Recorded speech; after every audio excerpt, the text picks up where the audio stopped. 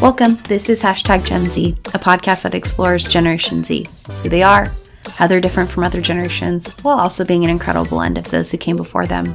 We explore what they think is cool and what moves them, and why they do what they do. I'm your host, Megan Grace, and it is so nice to have you here.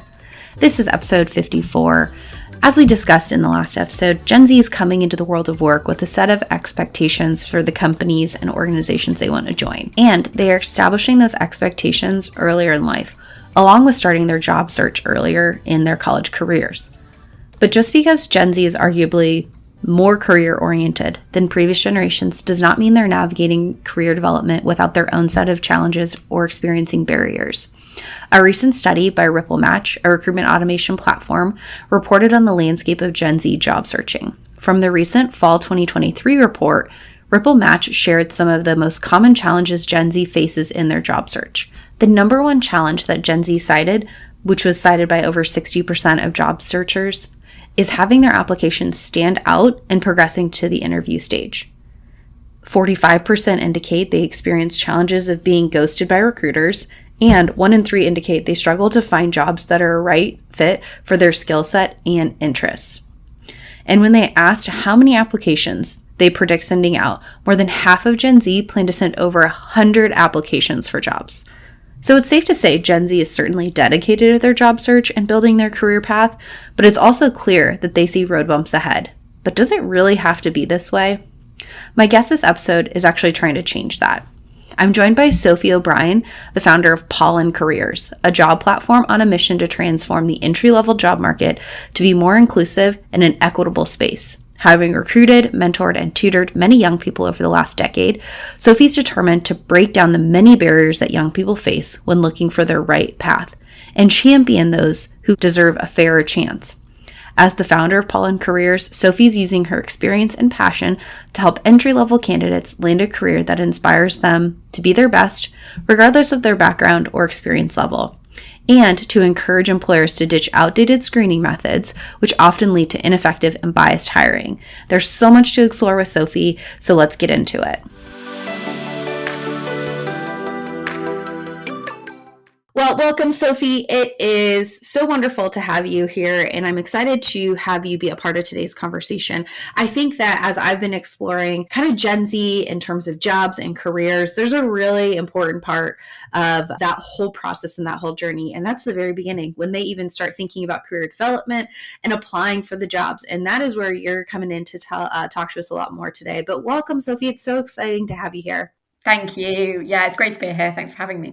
Tell us a little bit more about your story, kind of not just like who you are and what your role is, but a little bit about the journey that got you to the work that you're doing today. Yeah, of course. So my background is maths, like totally different to what I do now. So I loved maths at school. I went and did a maths degree. I just kept doing what I loved doing. And when I left university, I had absolutely no idea what I wanted to do. My careers advisors at school and university told me I should be an accountant or a maths teacher. I went and tried the maths teaching thing, and that was absolutely not for me. And I ended up falling into a career in media and advertising, having absolutely no idea that that would be relevant to my strengths, or that I would enjoy doing it, or it would be a good cultural and values fit for me. And I ended up doing that for 14 years. And I absolutely loved it. But for me, like, the thing that I found frustrating about that was that I had no idea that that industry even existed. I had no idea that I would be well suited to it. And having done a lot of recruitment on the other side, so in my last job, I was doing recruitment in a small business, and we were always bringing in junior talent to that company. It was sort of a similar story. Sometimes we'd like try and find people in alternative places, and they'd never even heard of it. Like, we were looking for data geeks and analysts and things like this, but nobody heard about it.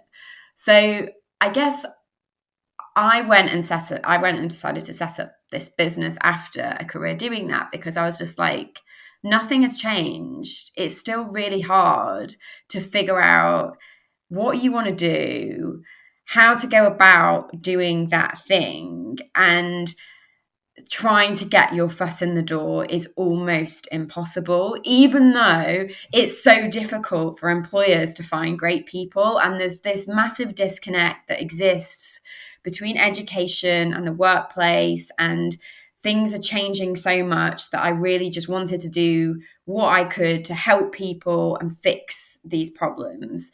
So that's how my company, Pollen Careers, was founded. And I've now been doing that for 18 months. And we've built our community to 3,000 people, which is amazing.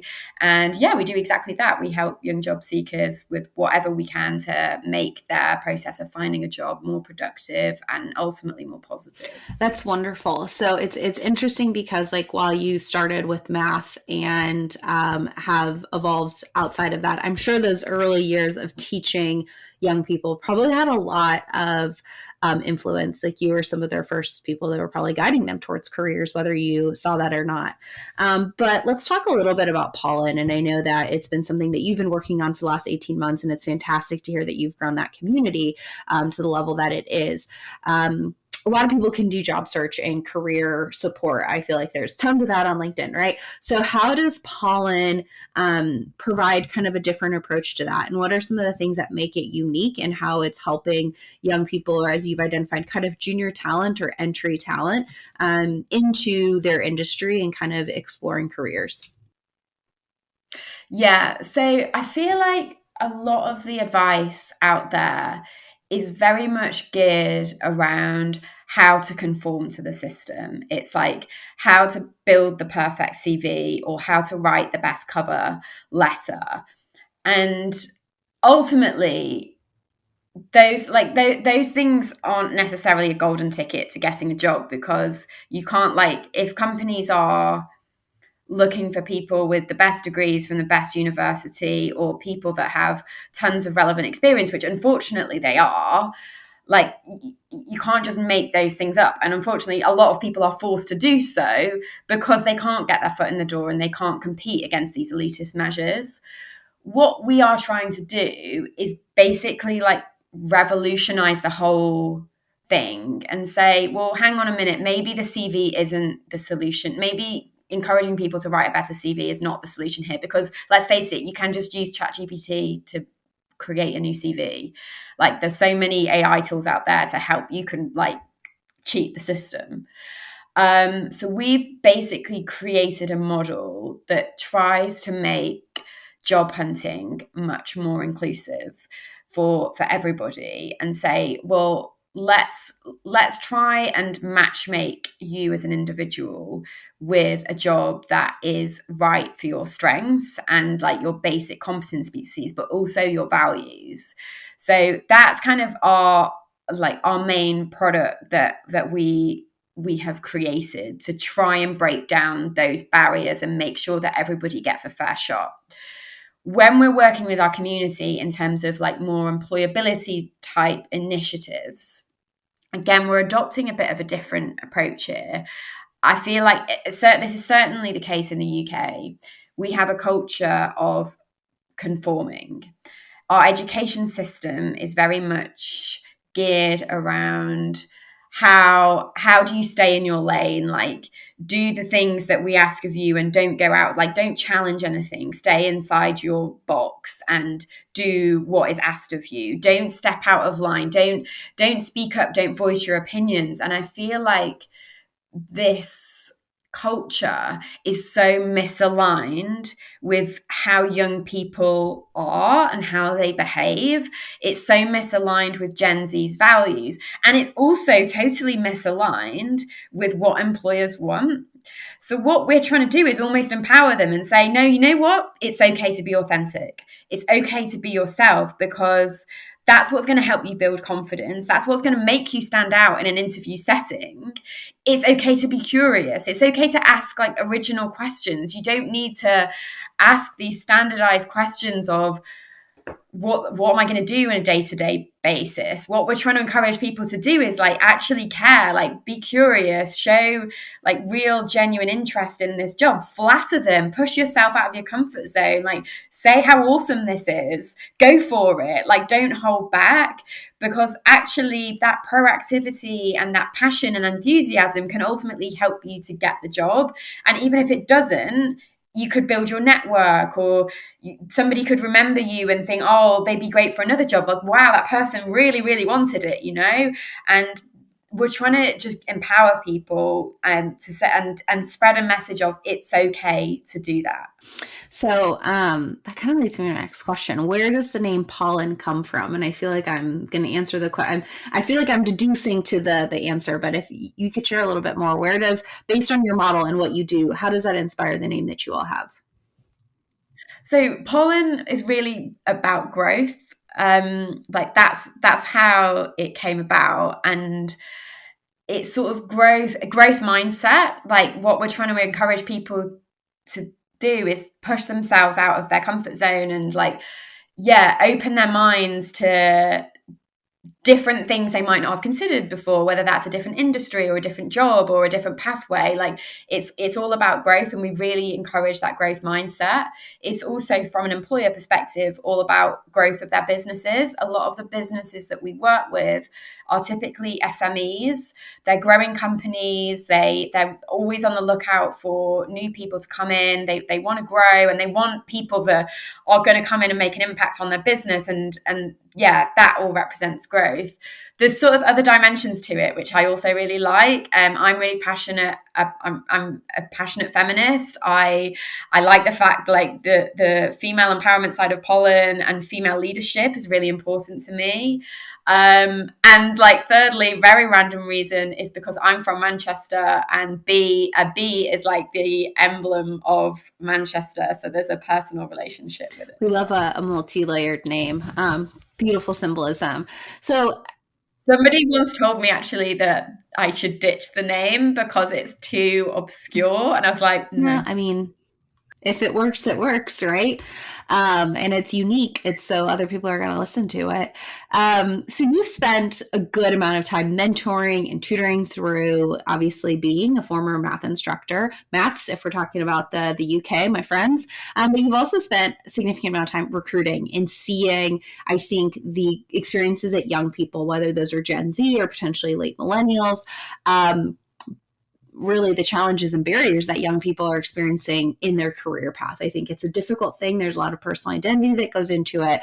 But if you could summarize, what do you think are some of the main challenges and barriers that you've specifically seen for Gen Z experience in determining their career path?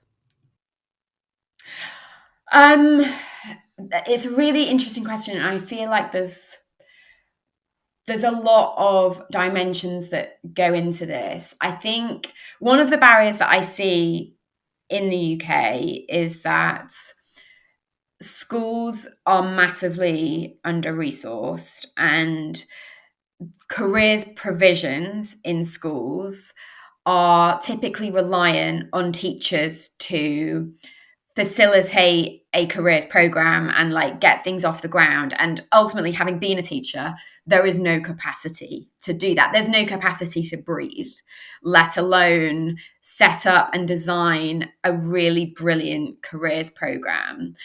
And typically, a lot of teachers in this country have only ever been teachers. So they're not necessarily that connected with the working world and understand how it has changed, which of course it has done, especially it's changed a lot in the last 3 years, let alone the last 40 years.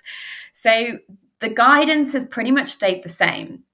And I think a lot of young people, therefore, are reliant on family and friends and connections to give them that insight on what sort of career path that they should take or how to go about doing that. I think another major barrier, and this is very much what I see in the UK, is that there is still very much a rhetoric of what do you want to do? And it's not realistic anymore. Nobody chooses a career path and then just gets a job and then stays in that job for their entire career. And one thing that we are a massive advocate of is squiggly careers. And ultimately, people go in so many different directions to get to where they want to be. And I feel like that pressure of knowing what you want to do should just be removed entirely. You can do so many different things and have a fulfilling career. Like I don't know what I want to do. Like, I'm 35 years old. I've done so many different things. Like, what I want to do today might differ from what I want to do tomorrow. And I feel like that younger people need to know that it's okay that they don't know what they want to do, and employers need to stop expecting people to know what they want to do, because like ultimately that doesn't necessarily get them the best person for the job. You end up inflicting bias on a knowledge basis by assuming that everybody knows what they want to do. They've heard about your industry, they've heard about this profession. I mean, there's so many jobs that don't even exist yet. So where does this concept even come from? I love the idea of the squiggly career, because it's absolutely true and much more realistic. I think the challenges that you stated in the UK, we've got them in the US as well. And I know it's other places that teachers are in a very pivotal position to influence young people, but at the same time, they have a lot of pressure on them. They're like, you got to teach this curriculum and change lives and keep everybody safe and make sure that we've hit metrics, right? And I know that there's even people, professionals in the US, where their job is just helping students go to university and making sure that they get to the right university. And then it's like, okay, when they're in college, they'll figure out what they want to do. But I think that also is counterintuitive to what we know from a higher education lens, that a lot of young people don't want to go to university, don't want to go to college if they don't have a career path in mind, because they're like, I'm about to spend 4 years and a lot of money doing it. And so it's a lot of pressure, I think, that we're putting on literal teenagers to be like, what do you want to do in your life's career? And I hope it works out for you. When in the reality, as people that have been in their career know that it gets real squiggly even in the first year of college, and we change our mind. I feel like people shouldn't have to make a decision about whether they go into higher education until they're like 25. Like, I feel like what should happen is that they leave school, they go and work, they see what they're good at, what they enjoy, what they don't enjoy, and then and also your brain is still developing until you're 25. Like, neurologically, like how is it fair to make people make really quite serious decisions about their future when they're like 16 years old? That's when you're still a child. And like, actually by that age, you've probably figured out, oh, well, maybe I do want to go and be a doctor. But at least then you've had that time to figure that out. And you're like, okay, yeah, I'm informed. Like, I know I'm an adult, and like, I know what's ahead. I know that this has been 10 years of study and exams, but I think somebody that's 25, 26 is much better informed to make that decision than somebody that's 16. That's a huge amount of pressure. And I think you bring up a really good point as well. Where I really want to talk is employers and organizational leaders and the expectations we have of entry level or junior talent, however we want to frame it, people coming right out of college or potentially right out of high school or secondary education, and the expectation that they're coming in with 5 years experience and a deep passion for being someone's marketing assistant or being an executive assistant or whatever it is that we're expecting. I think a big problem is that we've got employers and we've got organizational leaders that are expecting the literal 18-year-old or the 22-year-old to come in and be like, I've got 4 years of experience and I'm going to be a lifelong passionate person about fill in the blank industry, when everyone knows who has ever been in a job that is not the case, right? Like, sometimes we just need to get a foot in the door and be excited about that job. So tell me, Sophie, if we're going to kind of turn it, like, we've identified some of the challenges that we've got going on. Some we can't fix right away, right? Like teachers being too busy, that probably something that you and I can't immediately fix. But something I do think that we can do is send some good messages to employers, people that are hiring this generation, so that they can adapt practices to potentially minimize barriers or alleviate challenges. What does that look like for employers or organizational leaders that want to attract Gen Z talent while also reducing the frustration and barriers that young people might be experiencing? Yeah, so there's a lot of things that, as you say, but they can be fixed. They can be. The first one is inclusivity. And this is what we champion to all of our employers. We are, any employees that we work with, we say you can't screen on a degree. We don't even look at that. That isn't taken into account when we are trying to match an employer with someone in our community. And it just so happens that most people actually do have degrees, because that is the default in our education system, that people do go on to university. But what that means is that we're not, like, when you're in a recruiter's position, which I have been, when you're hiring at entry level, you don't really have much to go off on a CV. So you're forced to screen on these crazy measures, like, have they got a degree from a top university? Have they got relevant experience? All of this sort of stuff. But really, those things aren't indicators that somebody's going to be good at the job.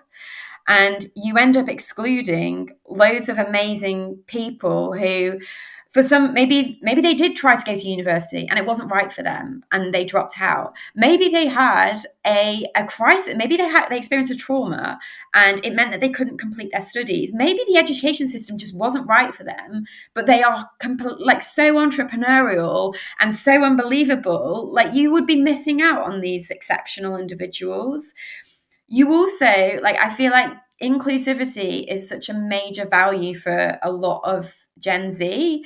And by almost removing that, you automatically open up the talent pool, because they're like, oh, great, I can see that this is an inclusive employer. Like, they don't actually care about degrees. I might have a degree, but I have confidence in their culture. And that's a big tick when you're trying to build an employer brand and appeal to candidates. The second one is feedback. And there is a real issue in the UK with a absence of feedback or poor quality feedback. And again, it's not necessarily a recruiter or a talent acquisition manager's fault with the lack of feedback. They might have hundreds, if not thousands, of applications to screen through. They can't possibly provide feedback to everybody. And I feel like the jobs boards have created this problem. It's so seemingly easy to apply for jobs as a job seeker, but it's also very easy to reject on the other side. But I feel like if you're going to speak to people, there's a common decency of feedback. And I think it's overlooked just how critical this is to the whole employment ecosystem. If you don't provide that person with any feedback, they can't improve for next time. And they are going to continue to apply for in some cases, hundreds of jobs, and they still don't know where they are going wrong. And that person that has applied to that job, if you've got some really critical feedback of they didn't do this, they didn't do, or this was an issue, they showed up without a top on, I've heard of that happening. But if you don't tell that person for next time, they're going to continue showing up to interviews without a top on, without realizing that that is an issue. And if everybody took a bit of time, just half an hour of your day, to just send a couple of sentences of, look, it's an issue, you're not wearing a top, it's inappropriate, just a reference for next time, you could not only change that person's life, but you're making the next recruiter's life easier. And that will come full circle back to you. This is about sustainability. So those are the dropping your screening criteria, opening up the talent pool, and taking the time to give people a better candidate experience is what is going to create better sustainability here. Yeah. And what I'm hearing is, it kind of sounds like we have, in some cases, mass-produced job searching, mass-produced the ability to apply to jobs. And then on the receiving end, those who are getting all those applications, recruiters are like overwhelmed with the volume that they have to get through. And so they're using the few signaling things that they do have, which is maybe a degree from a good university. I listened to a really great podcast, or it might have been kind of an audio series from Malcolm Gladwell. And he talks about how in the US specifically, there are law schools that won't even interview if you're not even from these top 10 schools. Well, to get in the top 10 school, you have to just be really good at taking the LSAT. It has nothing to do with, are you actually that good at being a lawyer, which you learn in law school. And so it's like, can you get into the program is the only thing, because you're more likely to survive once you get in the program. And so the competitive nature of like, are you just good at taking a standardized test is what we're really screening on a CV. Yeah, is what we're looking at. Writing like a good resume, like, is evidence that you're good at writing a good resume. So like, unless you're hiring somebody to write resumes, why would you consider that to be evidence that they're going to be good at the job? So even somebody that's interviewing, like, that's evidence that they're good at interviewing. Is that evidence that they're actually going to be good at the job? So it sounds like, if I'm hearing you correctly, Sophie, we need to challenge employers and recruiters to do a little bit of the candidate assessment that's more in line with skills, that or more in line with the reality of the job that they would be doing. I know I've got a few friends right now job searching, as we all kind of are all the time. And the assignments, right? Like there's like the doling out of assignments after you get through like just the resume portion. And I feel like the assignment actually would be more important and indicative of if the person can do the job. Like this, one of my friends was looking at a sales role, and they're like, write a cold sales email, or like an email that would at least generate a phone call with a prospective client. To me, if I'm hiring a salesperson, that seems like it would be more important than what, like, I want to know kind of like who you work for, but I can see that on your LinkedIn. Can't I not? And so I'm like, I think I would rather know, like, okay, show me how you perform, not tell me how you perform. Right. Yeah. And I think that there's a lot of things that employers could probably be doing as we look at this younger generation, because I think you pointed out there's so many opportunities for developing a really good cover letter or a resume that does highlight your experiences, but really is just, I don't want to say AI generated like it's a bad thing, but it's been run through AI to make sure it passes through the screening systems that we all know exist. Yeah. Yeah. I mean, there's so many industries that have always been based on skills. Like if you want to get into acting, you have to audition. You don't just like write on a piece of paper, I'm really good at acting, and then get the job.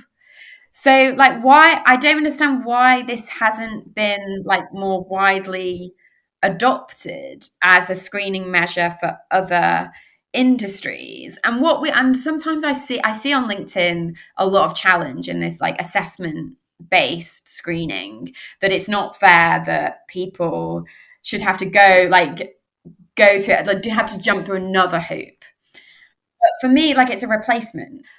And ultimately, if you're going to commit to providing feedback as a consequence, if they're going to get something out of it, I don't believe that it detracts from the candidate experience at all. In fact, what we have with our processes is people almost using it as a diagnostic tool, because so many younger job seekers don't really understand what jobs exist, or like what the day-to-day actually entails. I mean, who knows that, especially if it's your first job, like, is such alien territory. They will do our assessments and then be like, oh, that's not what I thought it would be, and have self-deselected as a consequence, have said, oh, actually no, I don't like working on spreadsheets every day. It's like, cool, don't apply to those sorts of jobs then, at least you get to find this out sooner rather than later. Well, yeah, and I think that you bring up the demystifying element of thinking one thing, and then the fact that like what is actually involved in a job is sometimes not super clear. Right? Like people be like, I'll use finance. My husband's in finance, like he works in financial analytics, and like, but he's not sitting there crunching like he is crunching numbers, but it's not like your typical, like, let me do finance, like banking, right? People will be like, I'm going to go into business. We're like, that's a gigantic umbrella. What function of business are you going to be in? They're like, I think I want to do marketing. And then you have to even slice that up a little bit further. And you're like, what kind of marketing? Like, do you want to do strategic communications? Are you doing media? Are you doing just pure brand management? There's so many different things. And trying to navigate all of that and being like, and then I'm going to go get years of experience so that I can get an entry level job that is likely underpaying me is a lot for a young person. And then at the same time, we're like, develop your whole brain and your identity and find a way to navigate and allow that to be professionally appropriate. It's a lot to put on young people. And I'm not going to say like, woe is them, but I think the unspoken expectations that we put in front of people make it very cumbersome for people to figure it out.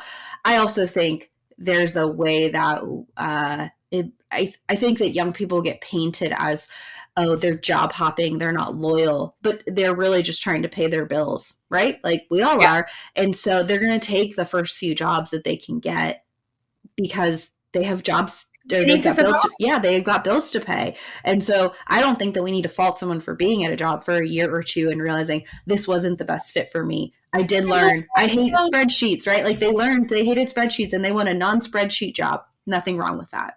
They shouldn't be penalized because they figure out what they like and don't like doing. Yeah. Like that's fair enough. And so, sometimes, and I think that it's a lot for some businesses to get their heads around this. I think that there's still a bit of an assumption that people that do job hop or move like jobs frequently are going to be disloyal. But back to what I was saying earlier, like, is that a bad thing? Like, or are they just empowered? Like, maybe they've added like tons of value in that year or 2 years that they were there. Maybe then moving on could be a good thing for your business because it means that you get to bring in somebody fresh, like somebody with new perspective. Mm-hmm. Maybe like you've been a platform for their career. Maybe you've been a springboard. Maybe they're going to be a future client and they're going to be coming back to you because they're like, oh, that marketing agency that I first went to was an amazing business and they have amazing people. Maybe they're so ambitious that they're then like the CMO at an amazing brand and they're like looking for marketing agencies and they've come full circle because you offered such an amazing employment experience to that individual. Mm-hmm. Like, how are these things a bad thing? Mm-hmm, mm-hmm. I think that there's a little bit of personal pride, and not to knock employers and organizations, but I think there's a little bit of personal pride, and I think that we all need to just forget the idea that people are lifers at their jobs anymore, and being completely okay with being pit stops or being stops along the way in people's career journeys. But the reality is, people don't work the same job like they used to for 50 years and retire. Exactly. And I think the frustration, it's a lot easier to be like, oh, they're disloyal. Instead of just saying, we were a part of their journey for the time that we were part of their journey, and we wish them the best of luck, and we are glad to have been a part of that journey.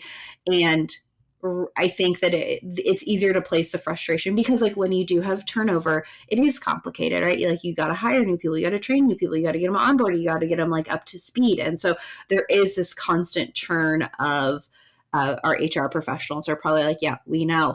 But there's a constant churn of having to manage talent. And that's people's full jobs, is making sure that people are coming in, they're getting trained, and hopefully they're staying for a long time. But fit is so important. I know I've had team members they haven't been a good fit. And you want them to find their good fit because you want to be working with people that are a good fit for you as well. And I think that that's like this like mutual understanding of like sometimes the fit just erodes and it's nobody's real fault. Like there needs to be some changes. And so I think there's a lot of mental work from an employer and a leader side that we can be taking from all of this as well. Now let's talk a little bit about Gen Z and the potential advice that you have. I know you've got a great community. You said 3,000 young people that are in your community, which is fantastic as they're trying to think about defining and advancing their career path. There's more members of Gen Z beyond the 3,000. So there might be some that are listening that are probably wondering what some of the advice that you might have is as they're thinking about defining their career path. What would you tell the young people today as they're trying to figure this out? You know what? I think it goes back to that sort of squiggly career and like figuring things out and just trying things. So we actually have our own podcast as well, and one of the best pieces of advice that came out of it in a previous episode was just say yes, because you don't know what doors could open as a consequence. Like nothing negative is typically going to happen if you give something a go. And it might, like, if you find that you meet somebody and they're like, oh, like we're looking for some administrative support in our company or something, would you be open to it? It might not seem like your dream career, it might not be for a big sexy brand, it might like it might have some mundane administrative tasks involved in the job, but you will learn something. You will learn what you like doing. You might learn what you don't like doing. You might meet some interesting people. You will build your network. Like you will understand what cultures you align with most, like where your values are. You'll figure out, like you'll learn about the frustrations of working with different people and different personalities, and you'll think, well, I can't handle working with those sorts of people. I love working with these sorts of people, and this is all a learning curve.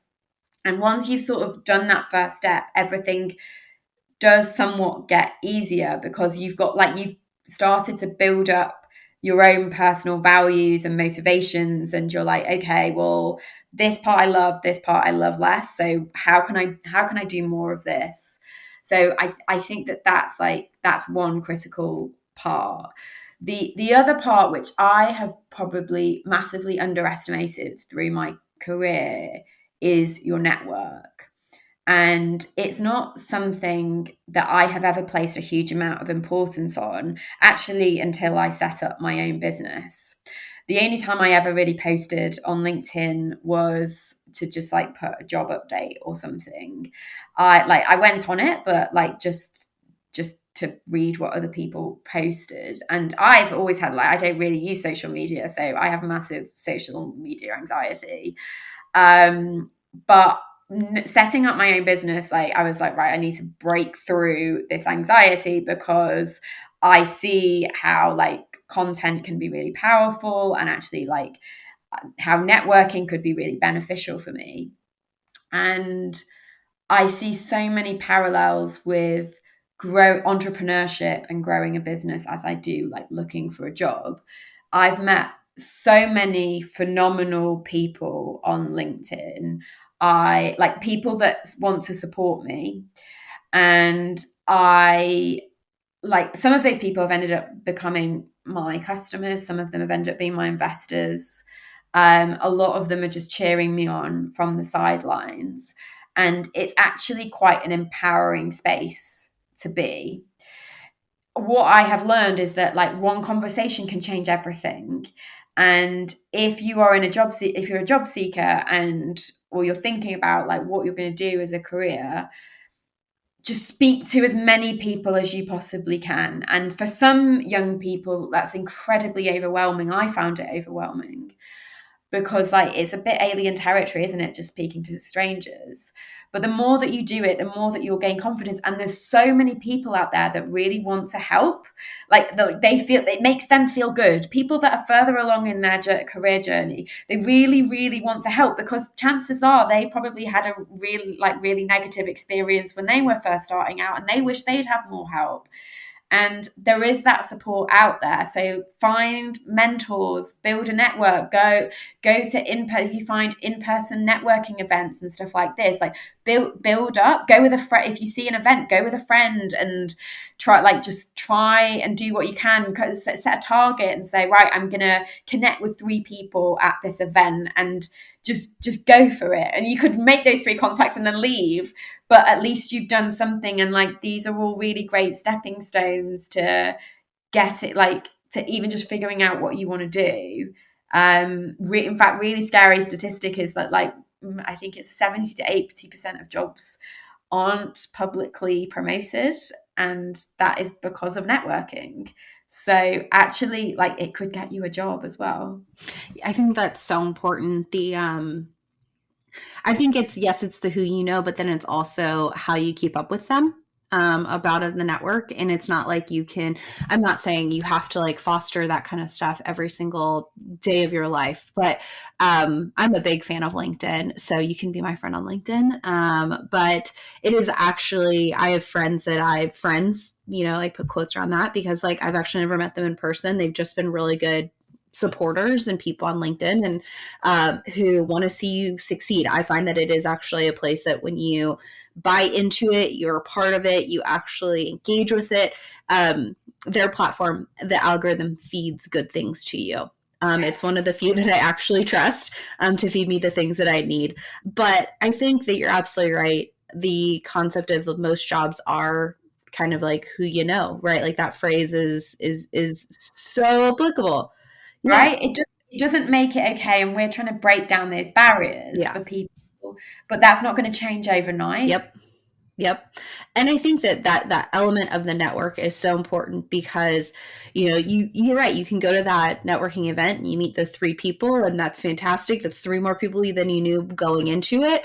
And it might not be a job immediately, but sometimes jobs come 6 months down the road and are like, oh yeah, I did meet that really nice so-and-so at this event. I wonder what they're up to. The only way they can get a hold of you is if you had a business card, which like I lose those all the time.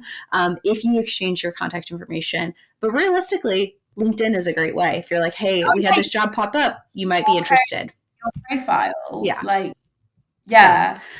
So young people, all people of all ages, make sure you're on your LinkedIn and it is updated. Well, Sophie, we are about at our time. There's been a lot of great things that you've shared. I think there's so many wonderful things that you've shared about kind of bringing the human element back to job searching, the element of being okay with squiggly lines and career exploration that isn't linear.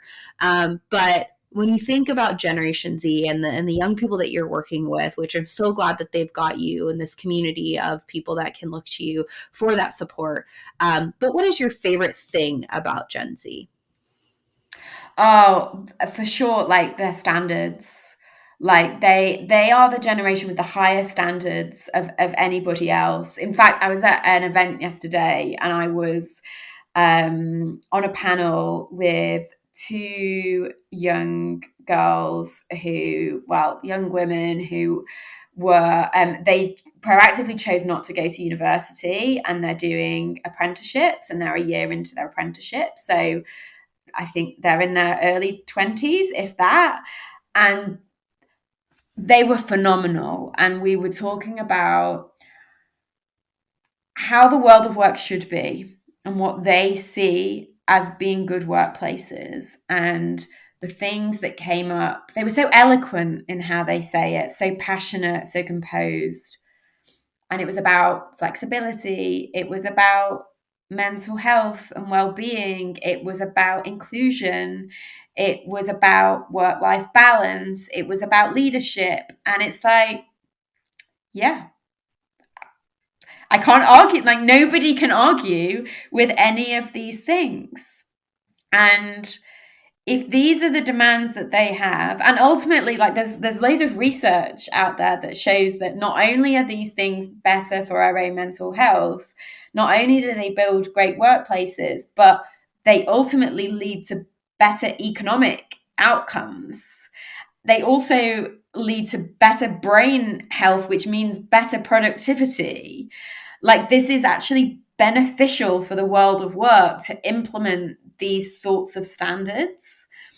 And I'm like, if these are the people that are going to be our future leaders, then that's pretty great.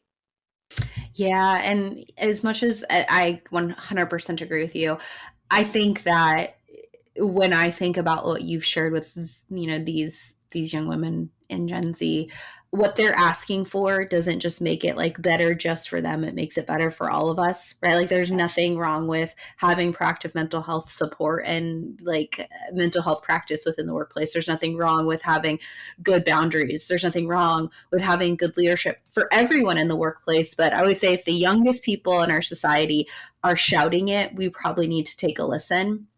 Yeah. Because it's probably the most honest, unbiased, unfiltered truth at this time. And so I love that. Not only does Gen Z have those standards, like if people are like their standards are too high, I'm like, maybe raise your standards. Like, I don't know what to tell you. Besides, they're onto something. But if Gen Z has high standards, there's a reason for it. And I think it's actually over time going to make us all better because of it. So, yes. Well, Sophie, it has been so wonderful to spend time with you and learn a little bit more about what you're doing to help young people have better clarity and feel empowered in going into their career search and their job search and career development. I think it's so important that we continually give back and that we're doing great things as older generations can help influence younger generations and what that means. Not just for having good, empowering careers, but as you point out, it's just good for the economy. It's good for the world.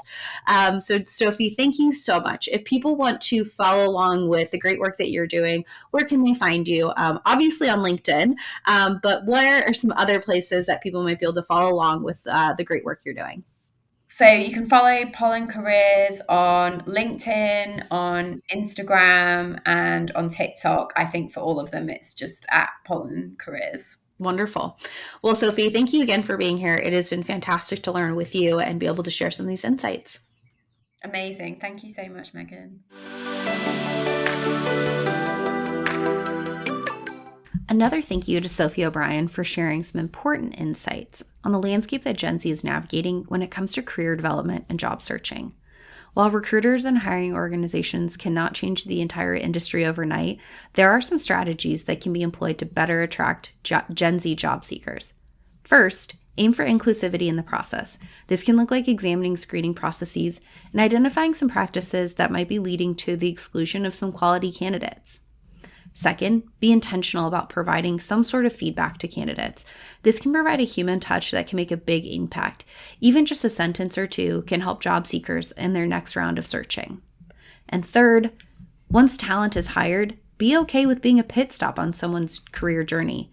The days of employees getting a job that they're willing to do for the entirety of their career is gone. Some people might be there for a year or two, but that time can be critical in the experience and can be an opportunity for organizations to create an ambassador for the future. Sophie also shared some strategies that Gen Z job seekers can employ when they're exploring careers. First, it's okay to have your career look like a squiggly line. In fact, most people actually do. And second, be intentional about building and fostering your network. LinkedIn is a great place to do this. LinkedIn's often seen as a place where you can just find jobs or potentially just have a profile and you provide infrequent life updates. However, there's so many people that are on the site that are ready to cheer you on, connect with you, share important content, and provide help in your career journey. So be sure to reach out to people that you might know on LinkedIn or establish connections with people who you might be interested in learning more from. So I want to thank you for tuning into this episode. Whether you are looking to hire a Gen Zer or you're a Gen Zer looking for a job, I hope you walk away with something that you can integrate into your professional life. If you enjoyed this episode, please be sure to rate, review, and subscribe wherever you listen to podcasts. More episodes are on the way, so subscribing is actually the best way to ensure you don't miss episodes when new ones become available. And speaking of those new episodes, I'm always looking for new topics to explore and guests to have a chat with. So if you have a suggestion, I now have a pitch form on my website, and you can find it at meganmgrace.com/podcast. That's meganmgrace.com/podcast. This episode was edited by Leah Kramer, the Gen Zer behind the scenes bringing this podcast to life. So thank you again for stopping by. Let's continue this conversation and we'll chat soon.